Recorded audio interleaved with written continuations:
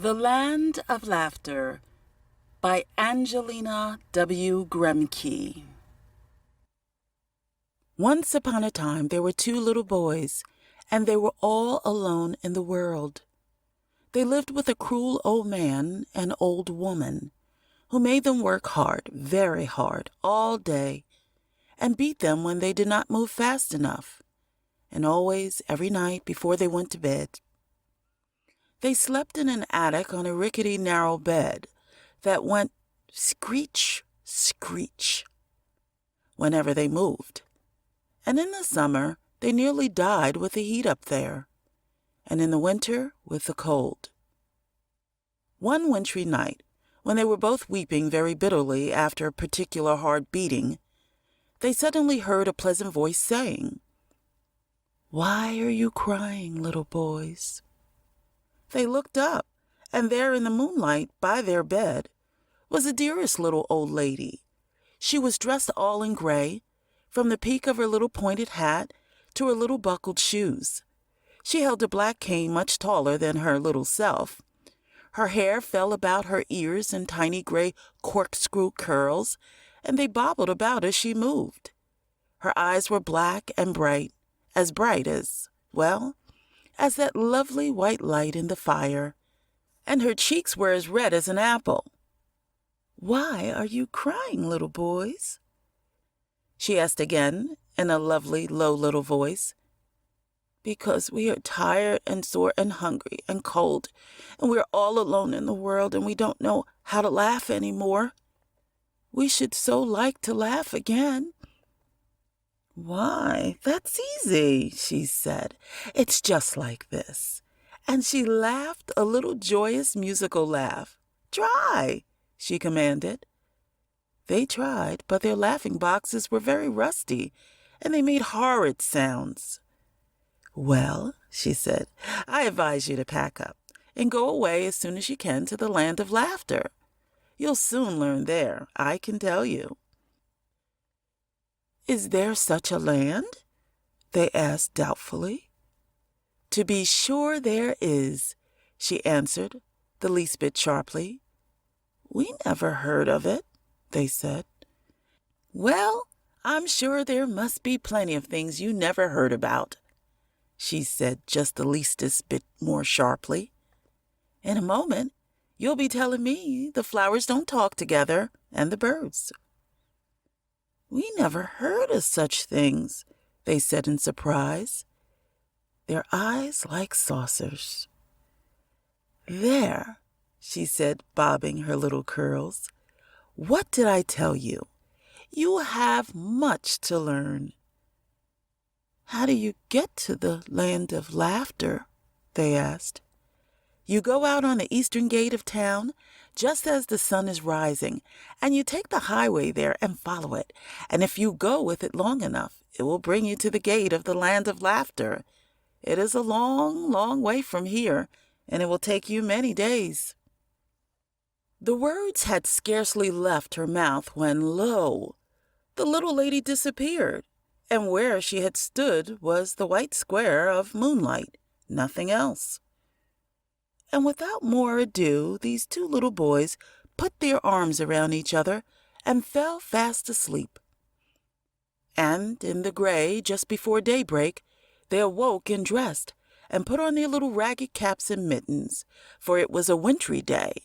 They stole out of the house and made for the eastern gate. Just as they reached it and passed through, the whole east leapt into fire. All day they walked, and many days thereafter, and kindly people, by the way, took them in and gave them food and drink, and sometimes a bed at night. Often they slept by the roadside, but they didn't mind that, for the climate was delightful, not too hot and not too cold. They soon threw away their ragged little mittens. They walked for many days, and there was no Land of Laughter. Once they met an old man, richly dressed, with shiny jewels on his fingers, and he stopped them and asked, "Where are you going so fast, little boys?" "We are going to the Land of Laughter," they said very gravely. "That?" said the old man, is a very foolish thing to do. Come with me, and I will take you to the land of riches. I will cover you with beautiful garments and give you jewels and a castle to live in, with servants and horses and many things besides." And they said to him, "No, we wish to learn how to laugh again. We have forgotten how, and we are going to the land of laughter." "You will regret not going with me. See if you don't," he said, and left them in quite a huff. And they walked again many days, and again they met an old man. He was tall and imposing looking and very dignified, and he said, "Where are you going so fast, little boys?" "We are going to the land of laughter," they said very seriously. "What?" he said. "That is an extremely foolish thing to do. Come with me, and I'll give you power. I will make you great men, generals, kings, emperors, whatever you desire to accomplish will be permitted you." And they said politely, "Thank you very much, but we have forgotten how to laugh, and we are going there to learn how." He looked upon them haughtily, without speaking, and disappeared. And they walked and walked more days, and they met another old man, and he was clad in rags, and his face was thin, and his eyes were unhappy, and he whispered to them, "Where are you going so fast, little boys?" "We are going to the land of laughter," they answered without a smile. "Laughter? Laughter?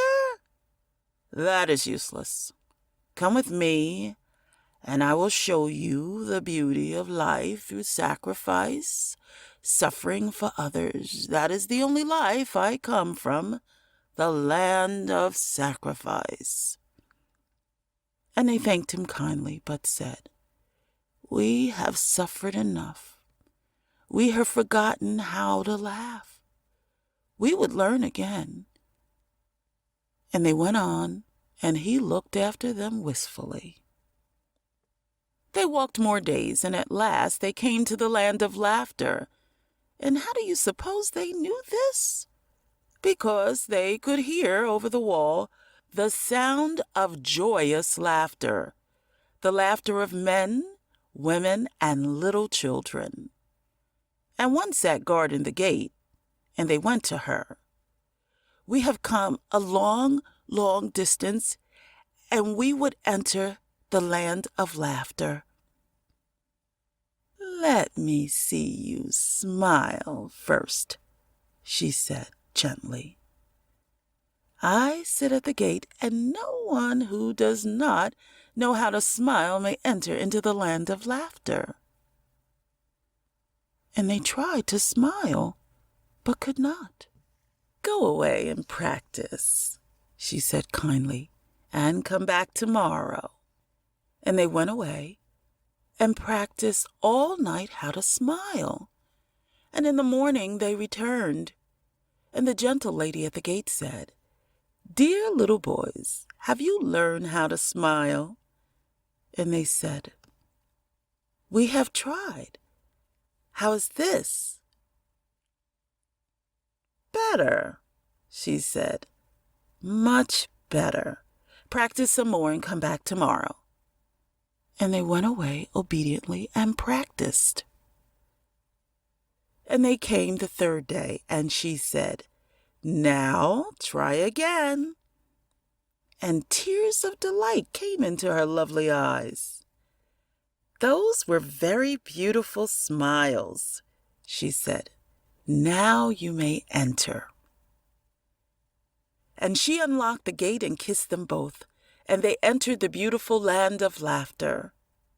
Never had they seen such blue skies, such green trees and grass. Never had they heard such bird song.